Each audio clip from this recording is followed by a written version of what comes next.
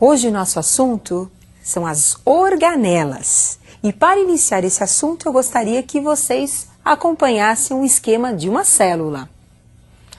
Observem o núcleo celular, o compartimento onde nós vamos encontrar o material genético da célula.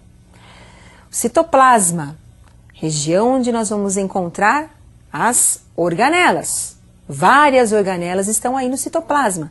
O citoplasma é a região que fica entre o núcleo, localizada entre o núcleo e a membrana plasmática. E a membrana plasmática envolvendo toda a região interna da célula. Então, vamos imaginar que a célula é uma grande fábrica. E a fábrica, ela tem diversos departamentos. E tem também o presidente da fábrica. O presidente, quer dizer, quem tem o comando da fábrica é o núcleo. E os compartimentos da fábrica, o almoxerifado, a produção, são os organoides celulares, que também podem ser chamados de organelas citoplasmáticas. Então, em cada célula nós vamos encontrar diversas organelas, com as funções específicas. Então, eu tenho organela que realiza a respiração da célula, produzindo essa energia. Eu tenho organela que sintetiza substâncias, como, por exemplo, proteínas que são produzidas. Eu tenho organela que armazena substâncias, como um almoxerifado de uma fábrica. E elas ajudam no desenvolvimento da função celular. A célula, ela se organiza e forma um tecido. O tecido se organiza e forma um órgão. E os diversos órgãos dão origem a vários sistemas que nós temos, tanto nos animais como nos vegetais. Eu gostaria que você prestasse atenção nesta pergunta. Qual é a participação da célula no funcionamento de um órgão? Como é que a célula participa do funcionamento de um órgão? Vamos relembrar a estrutura celular. As três partes fundamentais da célula. Núcleo, onde nós vamos encontrar o material genético da célula, responsável pelo comando, pela organização celular. Citoplasma, região delimitada pela membrana e pelo núcleo. Citoplasma, nós encontramos as organelas responsáveis pelas diferentes funções que nós vamos estudar. Membrana, envoltório da célula, responsável pela proteção celular, responsável também pela permeabilidade seletiva, propriedade que controla a entrada e a saída das substâncias da célula. Então, as três partes fundamentais da célula, o núcleo, o citoplasma e a membrana, funcionam de forma conjunta para facilitar a função da célula. Agora, nós vamos conhecer as principais organelas. Mitocôndria. Observe uma foto da mitocôndria, organela responsável pela respiração celular. Todas as nossas atividades que necessitam de energia, necessitam da mitocôndria. Ela é o pulmão da célula, responsável pela produção da energia para o trabalho celular. Outra organela, retículo endoplasmático. Nós temos dois tipos de retículo endoplasmático, o liso e o rugoso. O retículo, ele transporta e armazena substâncias. As substâncias que são produzidas. No retículo endoplasmático rugoso, nós temos as proteínas, síntese proteica. E no retículo endoplasmático liso, nós temos aí a produção dos lipídios, que também são chamados de lípides. Complexo de Golgi é uma outra organela importante dentro da célula, responsável pelo armazenamento e secreção das substâncias que são produzidas no retículo endoplasmático. Então, o retículo transporta todas as substâncias que são produzidas no citoplasma, não, nos ribossomos. Essas substâncias, como a proteína, produzida no retículo endoplasmático rugoso vai ser guardada, vai ser armazenada no complexo de Golgi. Proteínas que podem ser enzimas que vão ajudar na digestão. Uma proteína importante produzida no retículo endoplasmático rugoso é a insulina, um hormônio que ajuda no controle da taxa de glicose no sangue. Então, essa proteína é produzida numa organela de uma célula do pâncreas. Acompanhe as outras organelas. Digestão intracelular, a participação dos lisossomos. Observem aí uma célula realizando uma refeição. Então, nós temos aí a entrada de partículas alimentares. Partícula, quando penetra na célula e é uma partícula sólida, nós chamamos de fagocitose, processo onde ocorre a entrada da partícula sólida. E essa partícula é envolvida por uma vesícula da membrana, conhecida como fagossomo, vesícula que envolve a partícula que entrou na célula. Essa partícula vai ser digerida. Então, o fagossomo se une ao lisossomo, que é a enzima responsável pela digestão, e da união do fagossomo com o lisossomo, nós vamos formar o vacúolo digestivo. E esse alimento agora é digerido no interior desse vacúolo pelas enzimas dos lisossomos. Parte desse alimento é aproveitado pela célula e o resto vai ser eliminado através da plasmocitose, defecação celular. Então, é jogado para fora da célula aquilo que não é mais necessário à célula.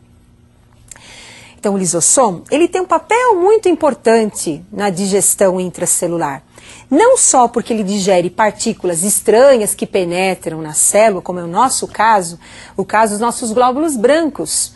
Quando você tem uma bactéria no sangue e essa bactéria é um corpo estranho, ela vai ter que ser destruída. Então, os nossos glóbulos brancos realizam a fagocitose e essa bactéria passa a ser digerida no interior do vacúolo digestivo, juntamente, com a presença das enzimas dos lisossomos.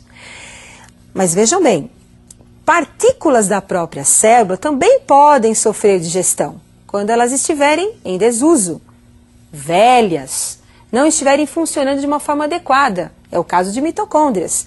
Uma mitocôndria produz energia, mas essa mitocôndria ficou velha, então ela vai ser digerida. Quem realiza a digestão? Novamente, o lisossomo. Digestão intracelular.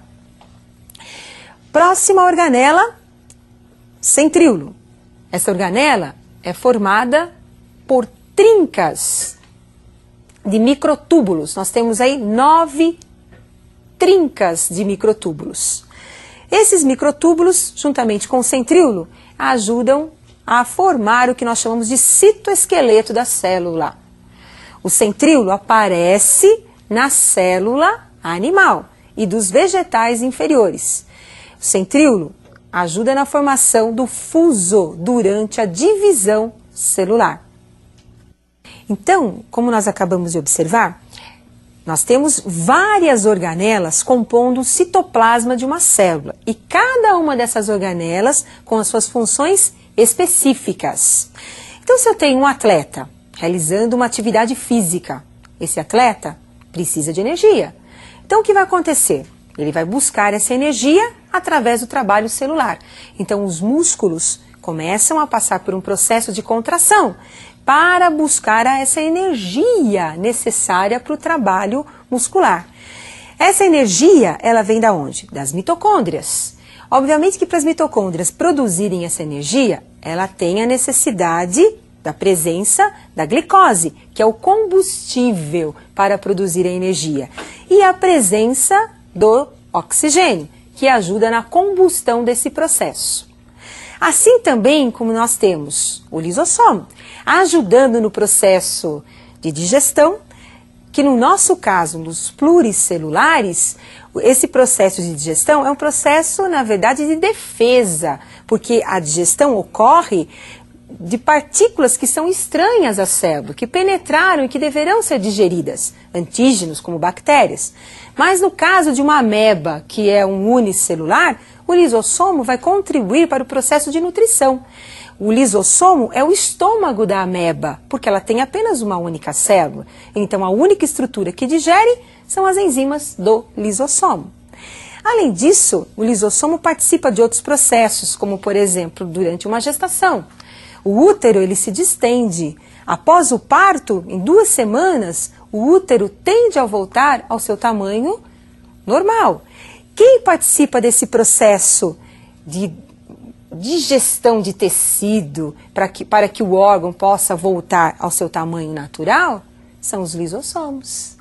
Então, cada tecido ele apresenta uma função específica dentro de cada órgão. Então, você pode ter um órgão formado por vários tecidos. E esses tecidos, que são formados pelas células, elas vão apresentar funções que vão auxiliar a função desse órgão. Agora, tem uma questão que é muito importante para o vestibular, que é a questão da digestão intracelular. E eu gostaria de comentar com vocês alguns detalhes que são importantes para o vestibular. Observem agora a digestão de uma célula. Observem novamente a entrada de uma partícula alimentar. Partícula sólida entrando, formando aí o fagossomo.